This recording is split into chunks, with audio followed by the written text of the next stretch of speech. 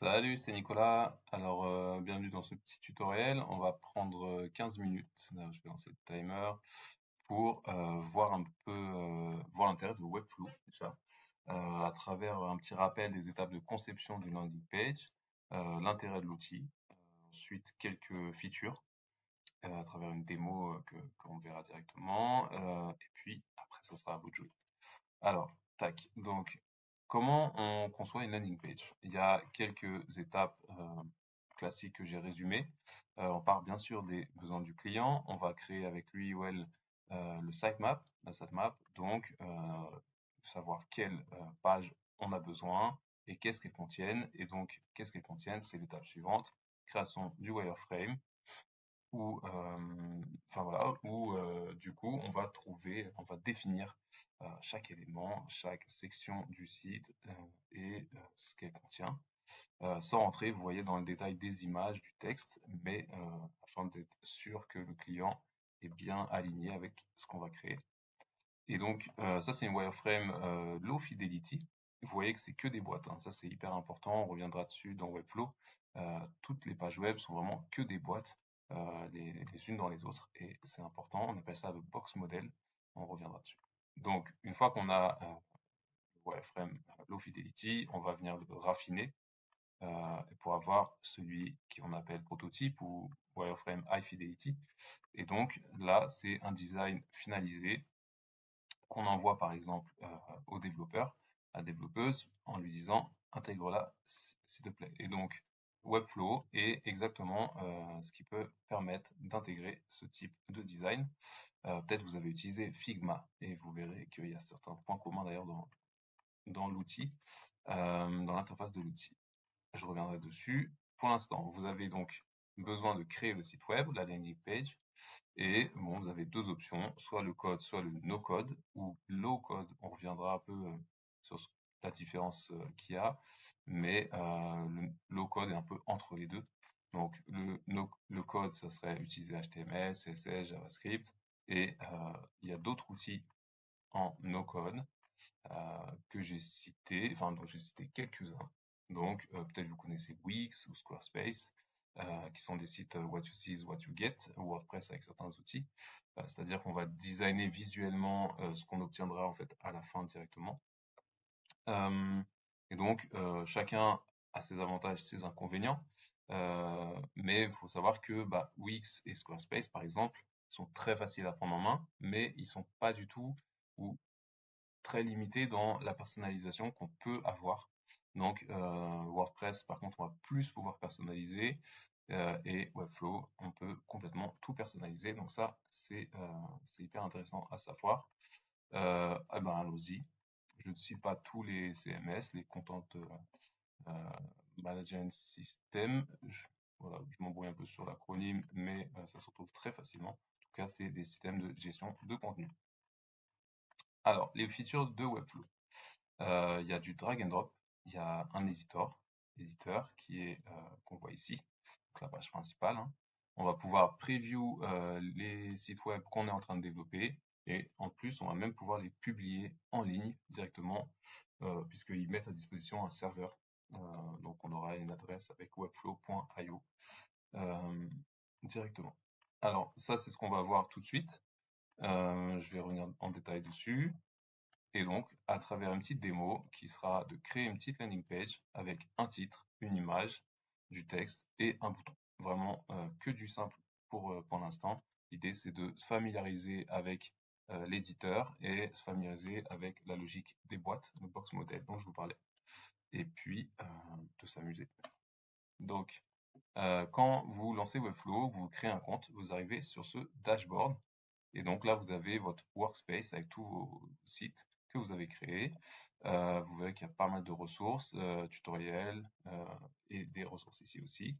Et donc, vous pouvez cliquer sur New Site, euh, ou alors moi j'en ai déjà créé un pour aller plus vite pour la démo. Et donc, quand vous créez sur ce bouton bleu, créer un nouveau projet, il vous demande en général, enfin à chaque fois, si vous voulez créer à partir de rien, from scratch, ou avec un outil IA ou avec un template. Et donc là, moi, j'ai choisi from scratch, puisque l'idée pour l'instant, c'est de ne pas utiliser quoi que ce soit, de partir de zéro et d'avoir cette magnifique page blanche. Donc, on arrive sur cet endroit-là. Vous voyez que votre site, donc tout ce qui est en blanc, c'est votre site. Il y a écrit que l'élément body est là. C'est le seul élément qui est sur votre page. Et donc, tous les éléments de votre page que vous allez au fur et à mesure ajouter apparaîtront dans le navigateur. Donc, body, le corps de la page étant le seul élément par défaut. Voilà, on va en rajouter plein, vous verrez. Et ensuite, on verra la partie de droite, donc le panel, le menu de droite, qui est plutôt l'endroit où on vient styliser les éléments. Donc pour chaque élément qui est ici, on pourra le styliser. Je vais rajouter du style, voilà, du CSS en fait. Et ben c'est parti, je vais rajouter un premier élément. Donc je vais pouvoir par exemple drag and drop une section. Donc j'ai une boîte qui est un peu moins grosse que body et donc qui généralement est une section de mon site. Par exemple, un header, ça peut être une section, une présentation du produit, ça peut être une section, etc. Alors, on voit qu'il apparaît ici et surtout, on voit que maintenant, il est dans mon arborescence, dans le navigateur. Donc, ce que je vais faire, c'est j'ai envie de rajouter un élément encore plus petit, une boîte encore plus petite. Vous comprendrez, vous familiariser avec tout ça au fur et à mesure. Pour l'instant, c'est important de dire c'est des grosses boîtes qui contiennent d'autres petites boîtes, etc. Donc, on a bien mon container.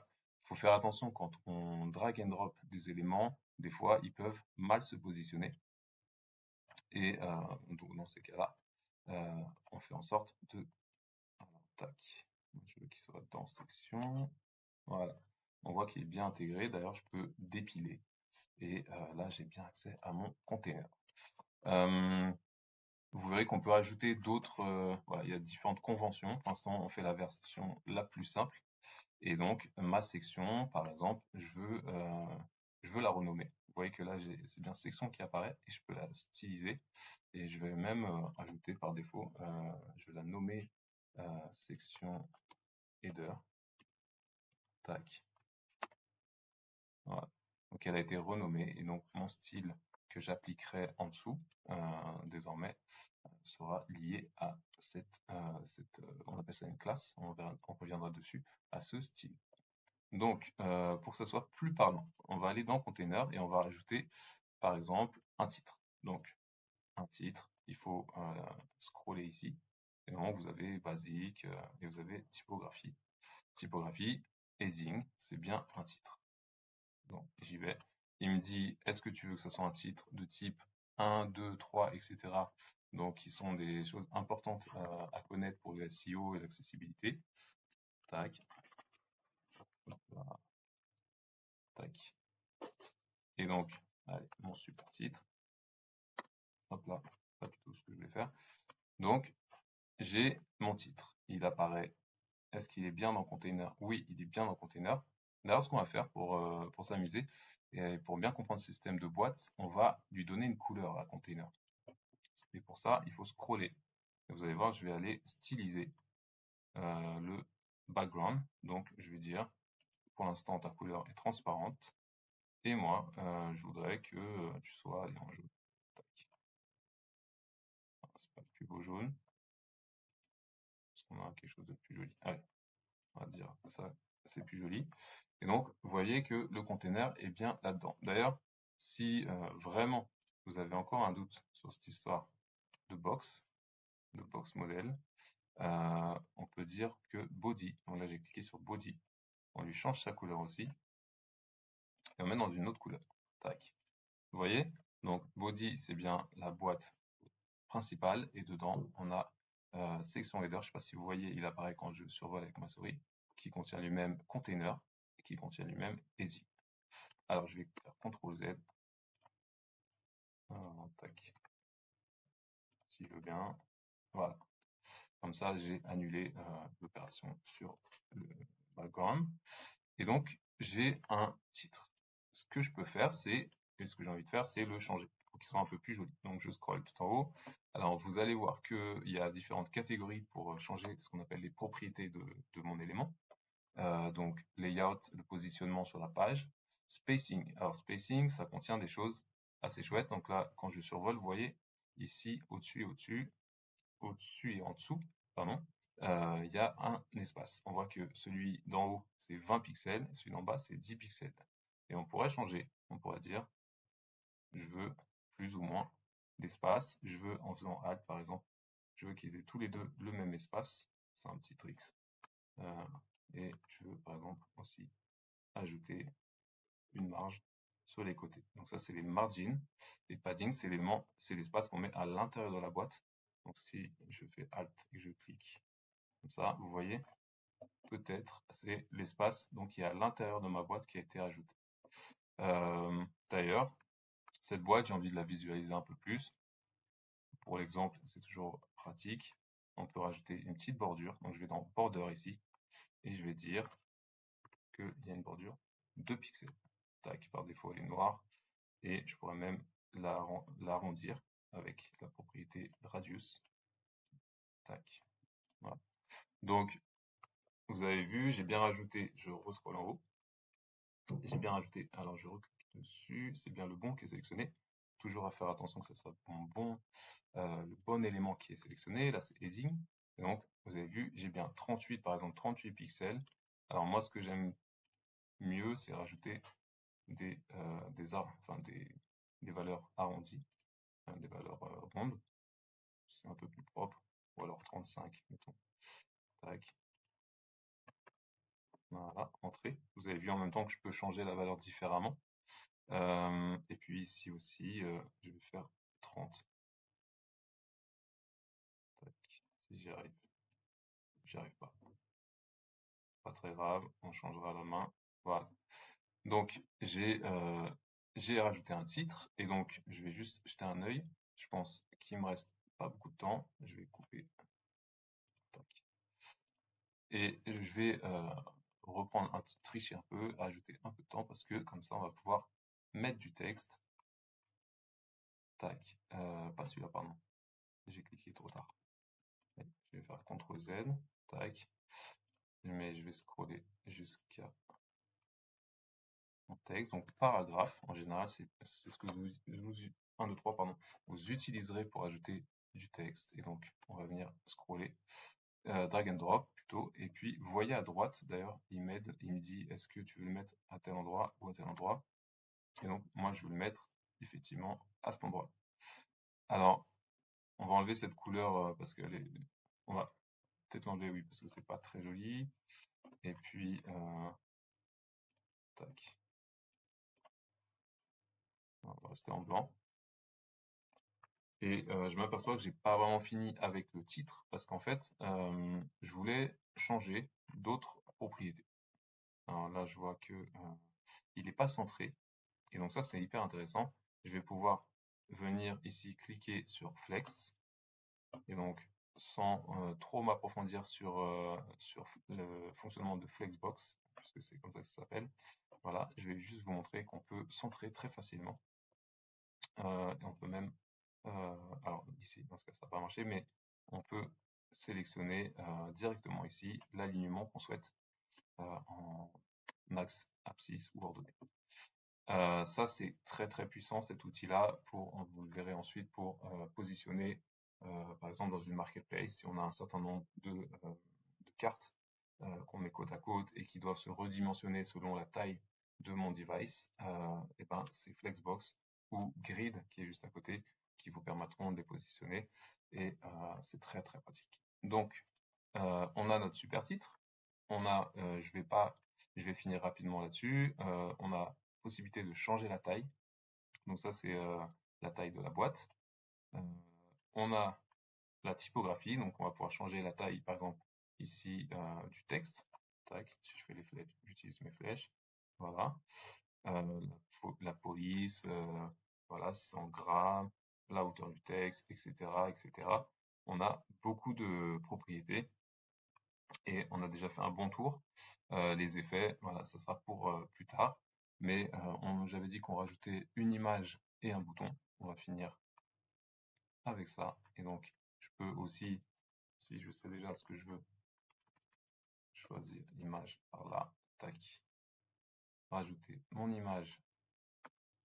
Alors, je vais faire parce qu'il me propose de, justement, il me dit quelle image voulez-vous et ajouter du texte alternatif pour les lecteurs d'écran. Voilà, des choses qui sont intéressantes à connaître et qu'on va pas voir tout de suite. Là, je pense que je l'ai positionné au mauvais endroit. Par exemple, je vais la positionner. Alors non, en fait, c'est très bien. Juste, on va pas trop passer de temps là-dessus. On va juste mettre un petit container. Allez, une section. On dit que ce sera un article qui contiendra une image et du texte. D'ailleurs, on va prendre ce texte-là parce qu'il n'a pas lieu d'être, il n'a pas trop lieu d'être dans mon container, enfin dans ma section header. Tac. Et là, ce que j'aurais envie de faire, c'est renommer. Section, par exemple, article. Je dis ça au hasard, ça dépend de ce que vous avez besoin d'avoir. Et j'ai envie de les mettre côte à côte. Alors, je vais tester directement comme ça. Voilà. Et donc, vous voyez que mon paragraphe et mon image sont mis côte à côte, ce qui n'est pas très joli encore. Mais en changeant la largeur de ce texte-là et de l'image, je pourrais jouer sur leur positionnement et avoir des choses un peu plus belles. D'ailleurs, à savoir que, par exemple, j'ai envie d'ajouter une marge. Ah, pardon, je suis en train de partir du mauvais côté. Une marge à ce texte et cette image pour qu'il soit aligné avec le titre au-dessus. Voilà, alors c'est un premier aperçu de ce que fait Webflow. Donc vous avez vu les principales features ici, les principales façons de styliser vos éléments. Et vous voyez qu'on peut aussi ajouter des pages, on peut, alors le preview dont je vous parlais, on peut cliquer ici et voir déjà ce que ça donnerait en le publiant. On peut tout à fait le publier ici aussi. Donc là, il me propose publier. Tac. Et alors revenons sur les features dont je parlais. Donc ça c'est bon, on a fait le tour, comme drag and drop pour acheter des éléments, editor pour les modifier, preview pour visualiser votre page, publish on web pour publier, c'est plutôt clair. Et donc vous avez beaucoup d'autres features et des nouvelles qui apparaissent régulièrement.